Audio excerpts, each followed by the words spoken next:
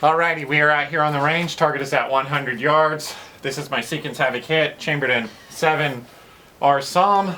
It's got a 26-inch barrel, 1 9 twist. This is a Douglas barrel that I chambered. We're shooting the 180 hybrids today with H1000. Yesterday was a very similar day to today, and we shot the 4831 SC. Same overall length for these groups at 3.005. But our second group, you'll notice on the target there's 2 loads that say 57.5 grains. We're going to shoot one at 2.9, and we're going to shoot one at 3.005. Then the rest of these are going to be shot at 3.005. I was just curious because they shot so well yesterday, and I wondered how they'd shoot at magazine length. So the lowest charge we're going to shoot, which is actually going to be the second group that we shoot, because I want to warm the barrel up with the first 3, and I don't want that to kind of bias this test. So kind of 2 tests in 1. Mainly we're just checking to see where velocity is. That's why we're using 1 grain increments, because there's not a whole lot of load data for H1000 at this longer overall length. So 57.5 grains to start at our longer overall length. That's what we're going to shoot now. The barrel is cold, but it's not clean. Okay, and I'm actually going to shoot this at the second dot, because then we'll come back with the short overall length for the first dot. No idea where velocity is going to be with these. Hopefully like maybe 26. We'll see here. Okay, first shot. Yes, 2690. So we're probably going to end up being a little bit too hot with our top load. But that's okay. We can always pull these bullets. I just wanted to get an idea of how velocity was going to be. Again, long overall length, 57.5 grains.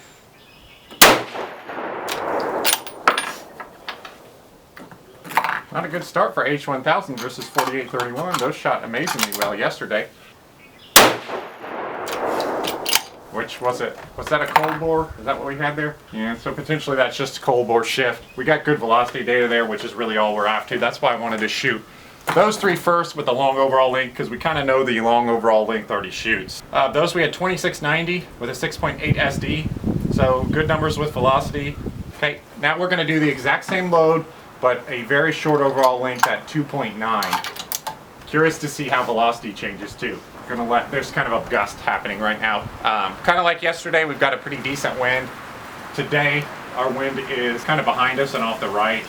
Yesterday it was kind of in our face, so it's a little bit more pleasant to shoot, but probably about the same impact on the bullet.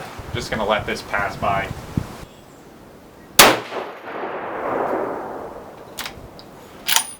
So really not much difference with velocity. That first one came out at 2692. Which was about what we saw with the long overall length. So that's kind of surprising. I would have thought we'd had more velocity with so much less case capacity. Our point of impact shifted down.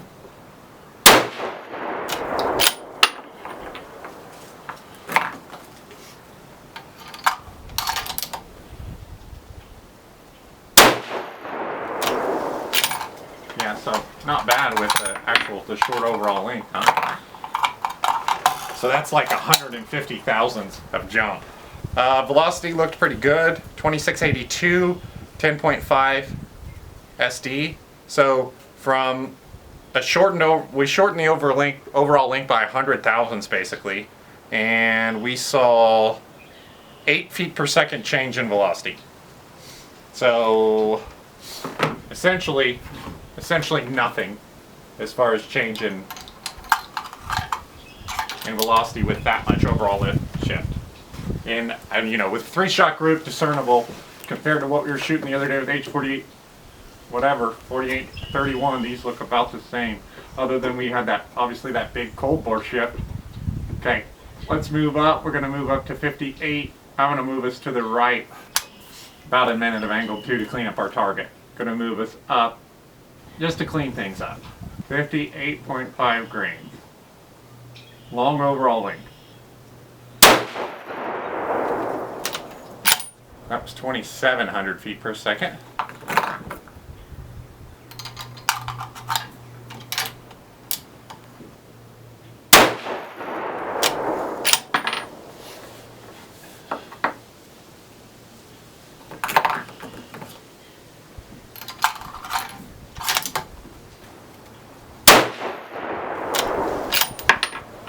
velocity was a bit all over the place there actually. 2720 average with a 13.9 SD. I guess it wasn't as all over the place as I expected.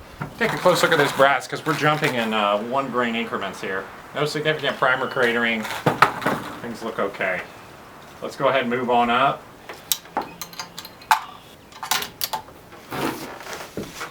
Another grain jump. 2769.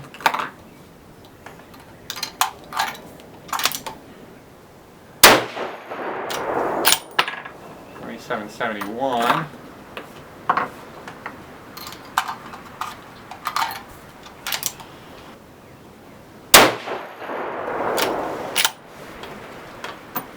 So those look pretty good, didn't they? And I'm pretty happy with where we chose for our loads too. I'm glad we covered that bigger spread. Those three we averaged 2773 feet per second with a 6.2 SD. And our brass still looks okay. Primers still look okay. Nothing really crazy happening here. No change from our last 2 loads. So we are going to go ahead and shoot our top load, but we're going to be what, about 2,800 feet per second probably. So probably don't want to go any higher than this. And this isn't a compressed load. There's still a little bit of space in the case there. Because we've got the overall length out at 3.0 basically, or 3.006. Let's see how they hold together here at this last load. Yeah, 2830. Brass still looks okay.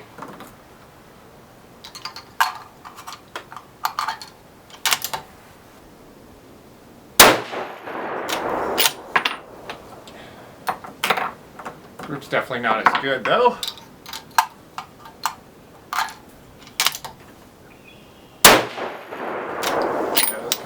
Group, didn't they?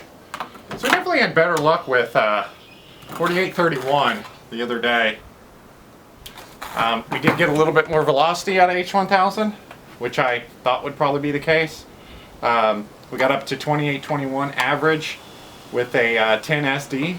So I think what that means is I need to do a little bit more load workup with 4831, because the groups definitely looked better with 4831. They were more consistent across the board, and we really didn't lose much velocity. Obviously there's some pretty decent groups out there, you know, especially that 59.5 grain load. But like I said, 4831 SC, if you guys didn't watch the video, it came out on Wednesday. Pretty much all the way across, it grouped really consistently. So we're going to go ahead and we'll start kind of a little bit more work with 4831 SC. Hope you guys enjoyed this video. Thanks for subscribing, and we'll see you next time.